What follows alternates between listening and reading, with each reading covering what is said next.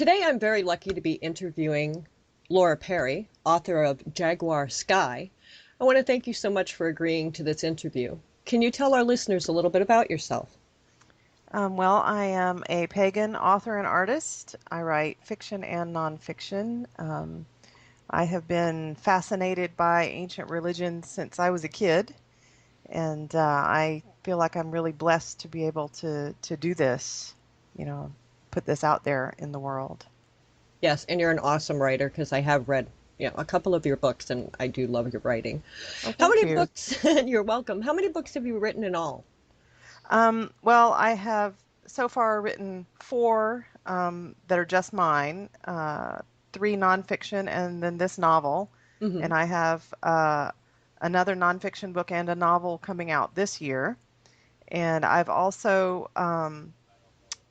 contributed to, I guess, four pagan anthologies so far, with another one coming up. Oh, So, that's awesome. I was going to yeah, ask you that too, if you had collaborated with any other writers. absolutely, absolutely. That's great, and it's awesome when you can do that.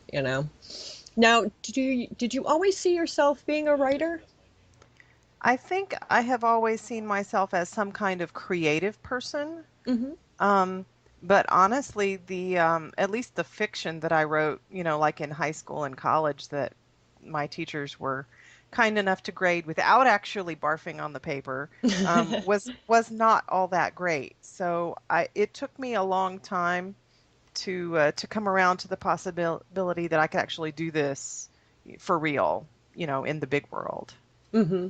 Now, do you do this full time or part time? Oh, this is part-time. I'm like the 95% or so of writers out there, don't quit your day job. Hmm. So yeah, I wish I could do this full time. That's sort of a dream, I guess. But I'm still lucky to get to do it. Yeah, So, exactly. So, talking about your book, Jaguar Sky, can you give us some insight into like the main character and the theme of the book? okay, well, this is I guess you could call it a mystical adventure novel. Hmm. It is set in the current time, and the main character is Maddie Phoenix, who Hmm. is a college student, and she has a nightmare that puts her in a frame of mind that she feels compelled to sign up for an archaeological dig with her college department in Central America, which is Maya territory. Hmm. That sounds very interesting. This is a book Yeah, that I'm going to have to get and read. I'm definitely going to have to get this. I'll Now, send this you a copy. that sounds awesome. This may sound like a funny question, but why do you write? Um, it's not a funny question at all. I think, like most writers, I feel kind of compelled. Hmm. Um, I've reached the point where I cannot imagine not writing. Um, I feel like I have stories to tell, Hmm. to share with the world. Also, because I'm a pagan writer, I feel I have some kind of a responsibility to help educate people, um, and maybe add a little magic to their lives. And you do that. I love the book that I read that you sent me about the Minoan history.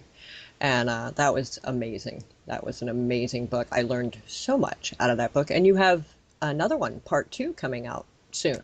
Yes, yes. The new one will be titled Labyrinths and Horns, Mm. and it is more specifically aimed at the solitary practitioner. Oh, that'll be Um, amazing. That I yeah, like. That I like because I've been solitary my whole life. So yeah, I'm gonna be getting that book too. a lot of people in that boat. So yes, Yes. I think Well, a lot of people I've seen, especially here where I live in Maine, you can't be as open with it right, due to job reasons and other reasons. They're really I know quite a few up here, but they're not out of the closet. They're very much right. so in the closet due to different reasons. So now, do you ever get writer's block? Um, I guess I do. Sometimes I get stuck for what comes next. Mm-hmm. Um, I will admit here that I do have sort of a short attention span. And so what I Something do, shiny. yeah, squirrel. Yep. But what I do, what I've figured out over the years is that if I have several projects going at once, Hmm. if I get stuck on one, I can just set that aside for a short while and go do something else, Mm. and I guess maybe let the first problem kind of simmer in the back of my brain somewhere. Yeah, Um, multitasking seems to be a thing women do a lot. I think that's the way we function the best. maybe. Yeah. But it seems like if I stop trying to get unblocked and just let it be for a while Hmm. and go do something else, then eventually the solution will just sort of manifest magically out of my subconscious or whatever you want to call that. Um, but if I push and try to force it, then it won't come and I will remain stuck. Hmm. So that has been a real lesson for me to sort of be willing to relinquish control and just let it brew on its own for a while. Which makes sense. Now, do you set a special time or place that you write at? I do have a desk. I have an office, such as it is. It's a spare room in our house, which is also used for enormous quantities of messy storage. But yeah, I have my desk, which is where I do all my work. One side of it is for art, and the other side of it is for the writing and all that kind of thing. Well, that's So good. yes, I'm very lucky to have dedicated space. Yeah, exactly, because it's very hard to find sometimes. Now, do you write longhand, typewriter, computer? How do you write your stories? Mostly computer. Hmm. However, I discovered a long time ago that writing by hand accesses a different part of my brain than typing Hmm. does. So I will generally get a whole book written on the computer and then I will print it out and I will sit and edit it by hand on that printout. Because it's like suddenly I'm a different person looking at it, Hmm. from a new perspective. Yeah, because that was going So to be one of yeah, my questions too, was do you do your own editing? So, yeah, you do. I do. Most writers do at least round one of the Hmm. editing themselves, but I'm also a professional freelance editor. Oh, okay. Um, and I know everyone says you can't edit your own work. You can. It's labor. Yeah. Um, Editing someone else's work, I actually find fun. Hmm. Editing, proofreading, whatever. That to me, that's fun. Editing my own work is effort, Yeah. Yeah, but because you I have I to do try it. to be biased to your own work as well. Right, right. But it's not just that. I already know what it says, and so the Hmm. temptation is just to glide over the lines rather than examining them. Hmm. So, yeah. Now, how much research do you do when you do your writing? Enormous quantities. Lots and lots of notes, right? Yes, yes. And of course, the temptation is always to just keep researching forever and not actually write the book. So Hmm. there is a point at which I have to say, I have enough information. I can do this. Hmm. Now, what was the hardest part about writing Jaguar Sky? Um, I think it was deciding how my main character was going to encounter the world of the Maya. This book, Jaguar Sky, was actually inspired by a trip I took to Belize to the exact same Mayan sacred sites that the main character visits in the book. Hmm. Um, and if anyone wants to see pictures on my website, if they look on the page about Jaguar Sky, I posted a whole bunch of the photos I took from that trip. See, I'm going to have to go look at that now. And what was But the easiest yeah, part of doing this book? um, I guess the easiest part was allowing the character to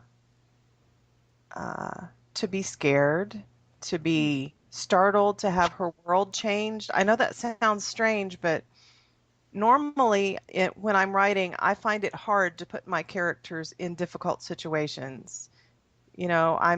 I guess I'm an empathetic person or something. I don't like people to be in conflict or uncomfortable or frightened or anything like that. Hmm. But when I was writing this book, I felt compelled to shove her through all kinds of new and scary and world-changing experiences.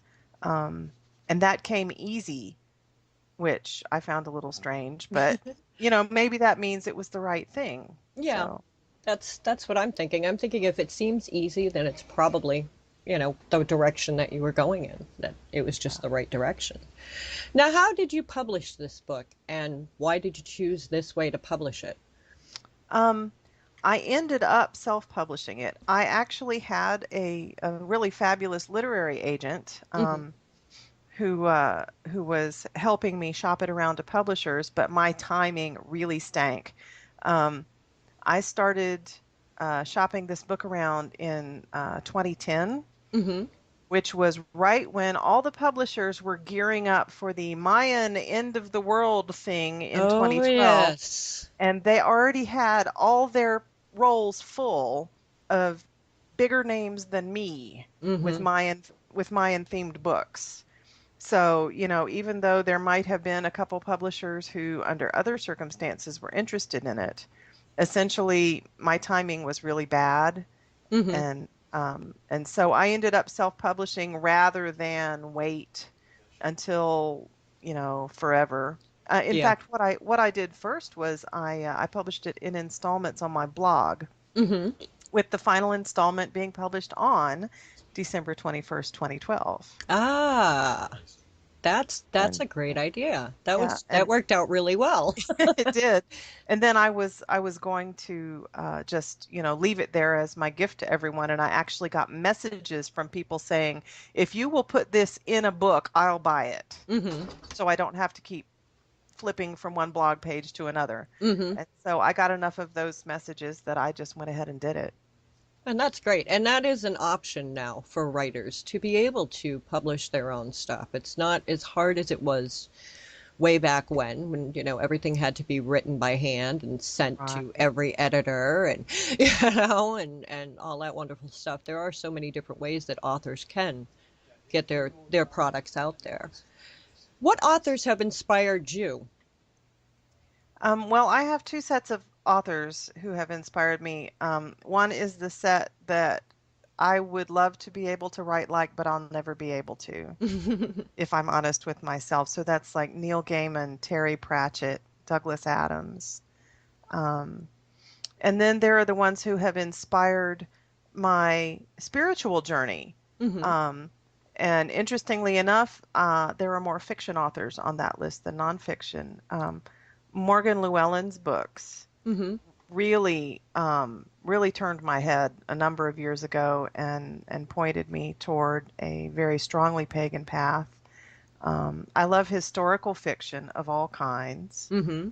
And I think my favorite book is actually based in Irish mythology. It's called The Hounds of the Morrigan by I Pat have O'Shea. heard of that book. I've It never is read it, but I have heard of it. awesome. You should read it. You should read it. I will have to check that book out. Yeah, because I had a few people tell me that that is an excellent book to read. It So I'm is. definitely going to have to get that book. So I was going to ask you your favorite book, but you've already got me on that one. Now, when you are reading, which form do you prefer? An actual book in your hand or digital? I did not used to have a preference, but as my eyes have gotten older, I find that ink on paper is a little easier on my eyes. Mm-hmm. Um, a Even a really nice paper white type screen is actually not a static Yeah. object. It is actually fluctuating, even though you can't see that. Mm-hmm. And it actually, for me at least, even though I find it really convenient to read on my tablet, after a while I start getting eye strain. Yeah. See, I So don't know. I'm just old school. I love being able to hold that paper book in my hand. Whether it's hardcover, softcover, it doesn't matter. It's the smell. There is something to there do, is that, especially yes. the old books. They have that smell. The paper has that smell, and I don't know. I'm just old school. I'm just an old And I girl. have a bunch of vintage and antique books too. Hmm. So Yeah, I have a ton that my grandmother had that I will never ever part with. They'll get them when I die, but they have to wait till then. all right. So, you are working on specific stuff right now. You have the new Mayan book and the tarot. that you are working on right now, correct? Yes, the Minoan Tarot is already available for pre-order on Amazon. And so it's on my website on the main page. It's easy to find. Okay. Um, and then yeah, the new Minoan book, I have not put the information up yet. It is the interior is finished. The cover is in production. Hmm. And I will be doing a cover reveal very soon. So this is Modern Minoan Yay. Paganism for the Solitary Practitioner. And then I have as soon as I'm done with that, I will take a deep breath and plunge directly into a novel that I have finished that will be published soon. Yay. And it is also, I guess you'd call it mystical adventure fiction, Hmm. sort of. It's about a woman who buys an antique bed and falls in love with the ghost of its former owner, and then has to fight to save his soul from Lucifer. Oh, wow. Now that sounds amazing. So yeah. Yeah. So where can our listeners find your books to check them out and purchase them and especially the Minoan Tarot because they can pre-order it now? Yeah, the easiest thing is to go to my website, which Hmm. is my name, Laura Perry, and then the word author.com. Okay. And that's got the tarot, the books, it's got links to everywhere that you might care to purchase any of them. And I do encourage people to buy from independent bookshops when they can, but I certainly understand if Amazon is your choice as well, because Hmm. that's how things roll sometimes. Yeah, it is. And as much as we would all like to have pagan bookstores near us, not all of us have that Right, advantage, right. unfortunately. And I mean, libraries don't really carry too many of them either. So, Not usually, no. no. Well, I found out why. I actually talked to one of the librarians up here, and what the problem is every time they get them in, any kind of pagan books in, they get stolen. And it's not the pagans that are stealing them. It is the people who don't want them on the shelves. Oh, I have heard this. Yes, and Yeah. yeah, it's very sad. So the few pagan books that they do have, they tend to keep on the desk, right at the desk in a curio type of cabinet, and you Wow. have to ask for the book. You can't just get it. You have to ask for it and then take it out under your library card so that they don't lose them anymore.